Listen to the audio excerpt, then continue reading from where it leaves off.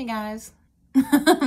So I just want to do a quick video, as if my videos are ever quick. I'm so long-winded and I'm so sorry. But a quick video. I am on day 2, I guess. I'm 24 hours out from my second revision procedure.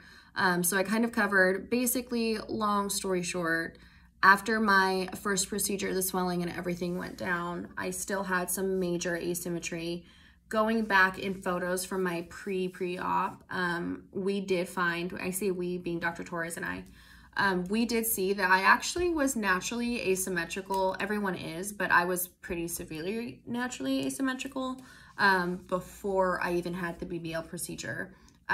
Probably not something enough for like anyone else to notice, but looking back in photos, like it looks like maybe I was just like bent to one side or something, you know, maybe leaning weight or something, but now we know, like, actually no, girl, you're super crooked. So, my BBL, because he probably, don't want to speak for him, he didn't say this, but I'm just guessing that he like did an even job, like took out probably the same amount of fat or something on both sides. But when I healed up, realized that I was crooked AF, like bad, like it was ugly. And I honestly, it was so mentally bad for me because you get this, you spend so much money and you put so much time. And I would say BBL of all procedures is probably one of the most high maintenance things that I've ever done.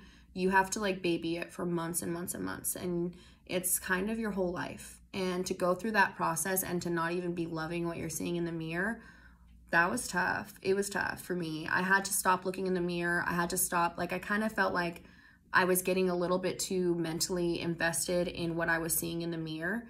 And honestly, like, if it's damaging your mental health that much, like what you're seeing, like you have a different problem, a problem that plastic surgery can't help. That's the way that I felt. So I had to disconnect from my body a little bit and make sure that I was still finding like worth and happiness and everything in other ways. It really made me realize, honestly, how like vain I was before the BBL, that having a bad result could make me so down was just kind of crazy, because I feel like I'm normally a mentally strong person. But anyways, for me, I had to take a step back. I was just told myself to chill, let the swelling go down. One of the things that really helped me with that mentally is that the moment that I talked to Dr. Torres and I sent him the photos, he was like, I see what you see. He validated me. He told me, like, he's like, I'm here for you. We're gonna fix this. It's gonna be okay. Hopefully it does go down, but if it doesn't, we're gonna fix it. So knowing that throughout the recovery process, that like he was there for me, was everything. I don't know if I would have done as well if he didn't have the reaction, him and his wife and, you know, everyone else at the team, if they didn't have the reactions that they did, because I felt supported and validated and I knew that they were going to be there for me. And I hope to God that nobody ever has to deal with feeling unhappy with their plastic surgery results. I know that it happens to girls all the time and I feel for them so much more. I act like I got botched. It wasn't even that serious, but I do feel like I can relate a little bit to a girl that does feel like she is unhappy. And all I can say is, girls, like, pick a good surgeon. Be so sure about your doctor. Talk to your doctor about what would happen if things went wrong, you know, what their policies are and stuff like that. And I didn't even ask, by the way, I didn't ask Dr. Torres what his policy was. I fully was not expecting him to really do anything for me, not because I thought anything bad of him, but just because that's the norm from what I've seen out of other girls that have had to go in for revisions, or other girls that have issues with their result. You know, if it's not something that is like an actual medical problem that was caused, like where it was like, I'm going to say actually botched, then usually doctors don't do anything for it. And that's how I feel my problem was. My problem wasn't anything that was like super severe, like bad anything on the doctor side. It's just the way that I healed. Something weird happened. I don't know if it was my faja or what happened, but my uneveness just got like super pronounced as time went on. So pick your doctor well and make sure that it is somebody that is going to be there for you, because thank God, honestly, I feel so lucky that I ended up in a situation where my doctor supported me the way that he did. But anyways, that was really it. It was just like some asymmetry. It's not even that serious, but I wasn't happy with it. And I couldn't look at myself in the mirror. I am definitely someone who you know, I'm not like a sex worker or anything, but we definitely, my boyfriend and I have, I know this is TMI, but we have a very active sex life, and I like my lingerie. I like feeling good. I like feeling sexy. You know, I had a boudoir shoot that I had scheduled for December after I thought that I would be healed up from my BBL, because I was really excited to like do photos for my boyfriend and stuff. And you know, I want to look good naked. I don't want to just look good in clothes. I want to look good naked. So that is something that I felt like I was like not happy with myself naked and needed help with. So anyways, I went to Dr. T about it, and he went so above and beyond. Not only did he validate it, but he offered to fix it 100% for free. Like usually they'll at least have you cover your medication costs, like the expenses of the materials and things that they have to use, so that they can at least break even on it. He didn't even have me do that. And I thought that was so amazing. Like I was not expecting that at all. He also offered to do like more cleanup of like other areas and to do my BBL over again. So the fat that he sucked out to help fix my problem, he offered to do the injection and basically get around 2 BBL, which if you know anyone that's gone through the BBL process, pretty much everyone gets 2, sometimes 3. You see every girl that gets a BBL going to multiple rounds, because the truth is, I don't think the BBL, especially now going through it, it's not really like a one and done procedure. It's like a progress that you take to get to like your dream body. So the fact that he offered to do that again for free, for $0, like incredible, amazing, and like so not something that he had to do at all. And I just really can't stress like how thankful I am to everyone. And he told me when I was in there for my pre-op on the revision, he was like, you know, when you told me that you couldn't look at yourself in the mirror, like I felt that, like I can't be okay with that. And it was genuine. And honestly, like with doctors, I really do feel like I don't really expect bedside manner, because that's not what I'm paying money for. I'm paying money for the medical school, the training, and the things that they've done, you know. But with Dr. Torres, it was really nice to know that there was like a human on the other line and that he got it. So I can get so emotional about it. Like it was an emotional experience, but thank God that I had Dr. Torres and that he came through for me. I actually I opted to not do the BBL injection again, because not only was the recovery really tough, but honestly, I'm super happy with my butt. It looks good. It looks great. My projection I've kept so much of the fat. I love my butt. So to me, it was like, why, you know, mess with perfection in my mind? You know, I love it. So I don't need to go through that recovery again. But he did lipo my sides and fix that asymmetry, I hope.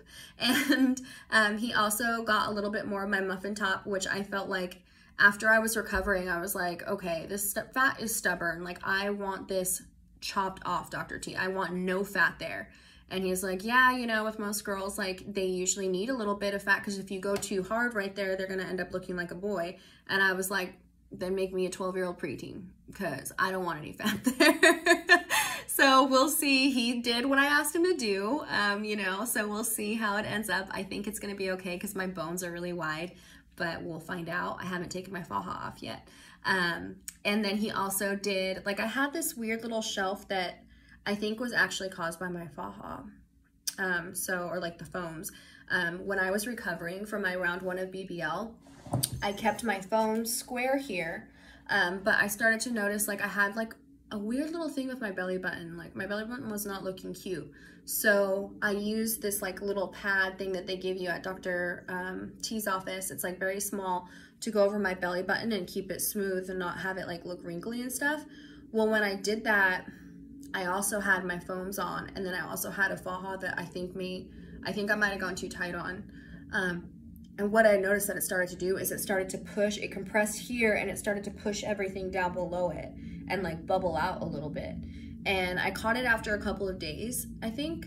And I like took that little pad and I started to switch it. Actually, I'm lying, I didn't even catch it. Roberta from Amazonia Healing Arts, who does my massages, she noticed it and she told me to start rotating it. So like the belly button thing, it's like a little pad to put it like horizontally and then vertically to keep alternating that, so that I didn't end up with like a weird pooch right there. But maybe I didn't do it enough, or it was too late or whatever.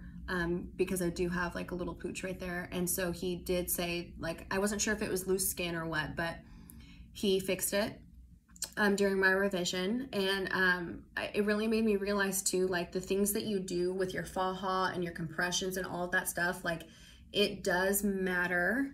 It does make a difference. It's real. I didn't know if I really bought into all that stuff before the surgery, honestly. Like I was like, your results are going to be your results, like period. But I guess that's not the case, because I think I messed something up there with that whole thing. The other thing that he noticed when he went in there is that the asymmetry that I had on my left side, he said it was like full of scar tissue. And he was like, I feel like I'm hitting a brick wall. Like it's just all scar tissue right here. And so that kind of explains why I ended up with the asymmetry. For some reason, this side of my body really scarred up really, really bad. And so it made everything rigid and sort of fixed, and I ended up with like this weird little bulge where it didn't come in as more. So yeah, you know, I'm naturally asymmetrical, sure, but having all of this scar tissue here definitely didn't help. So he told me with my massages this time around, I need to make sure that Roberta is really focusing on this left side, not letting that scar tissue form again, because that, it seems like, may have been what my problem was with my recovery.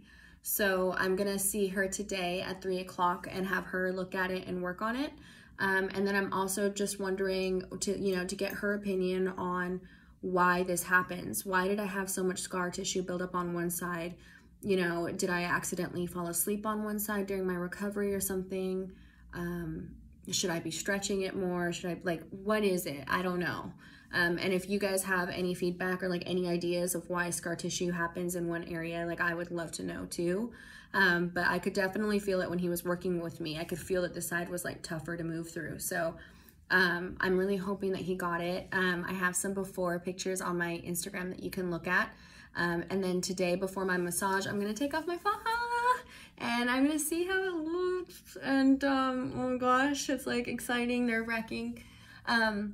But I'm gonna do a video for you guys so you can see, because I'll take another one after my massage and we'll see if we see any difference with like the lymphatic drainage and stuff like that. So more to come here shortly, but just wanted to give a quick explanation and overview of my second revision and why it was needed. Thanks.